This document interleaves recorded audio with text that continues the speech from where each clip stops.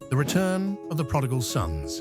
Book 2, Chapter 2. The Great Reclamation Accord, as told by Ballard. The announcement shook the world. It was delivered not with drums nor with threats, but with a calm so absolute it echoed like thunder. At dawn, beneath a sky that seemed to hold its breath, the United States of Africa, now the world's singular superpower, unveiled the most sweeping global mandate humanity had ever witnessed: the Great Reclamation Accord. For centuries, nations had profited from the transatlantic slave trade, from colonial extraction, from the quiet and violent theft of continents. They had built cathedrals on bones, universities on stolen brilliance, and empires on blood they pretended not to see. Now, the world was done pretending. Every nation that had benefited even quietly, even indirectly, was legally bound to 5 irreversible obligations, not symbolic gestures, not apologies polished into speeches, but binding, measurable, generational commitments. They were called the 5 Pillars of Restoration. 1. Reparations for 400 years, multiplied threefold. For the first time in world history, reparations were not a debate, a proposal, or a moral plea. They became law. Payments stretched across 4 centuries, in cash, in land grants, in education pipelines engineered to produce generational wealth and generational knowledge. Not until the debt was paid, but until it was repaid threefold, with interest measured in healing. Even former empires could not argue with the mathematics of justice. 2. The full return of stolen property material, cultural and intellectual.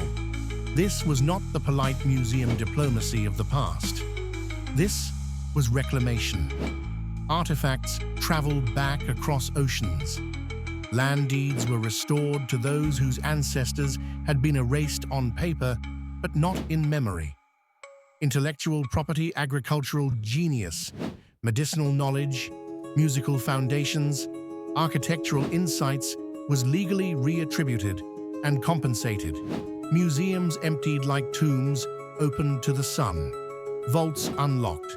Private collections became public confessions. 3.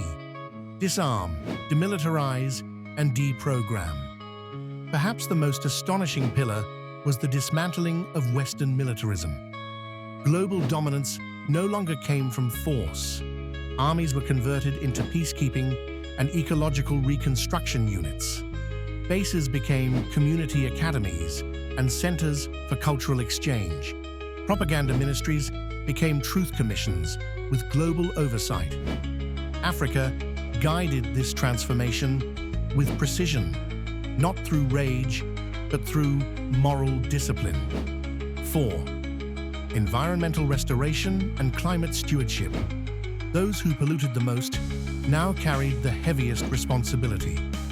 Every extractive nation was required to reforest regions stripped during colonial rule, fund ecological restoration across African nations, halt desertification using advanced green technologies, purify oceans damaged by centuries of global shipping and waste.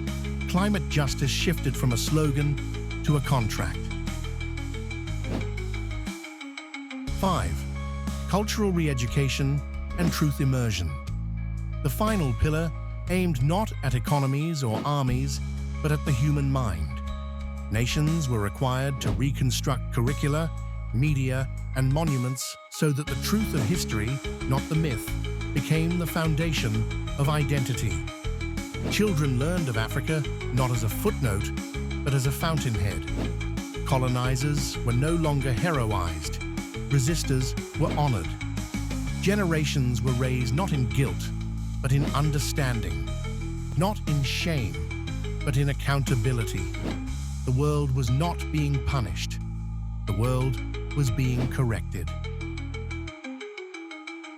When the accord was signed, Even the wind seemed to exhale. Some nations resisted, but resistance crumbled under the weight of justice finally materialized.